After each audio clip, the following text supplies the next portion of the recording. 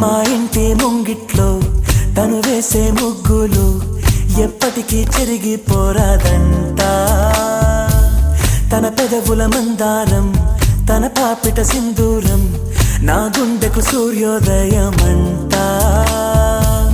అందాల గాజులలాగా తన చేయి స్పర్శ తగిలితే చాలు, తన కాలి మువ్వ సవ్వడి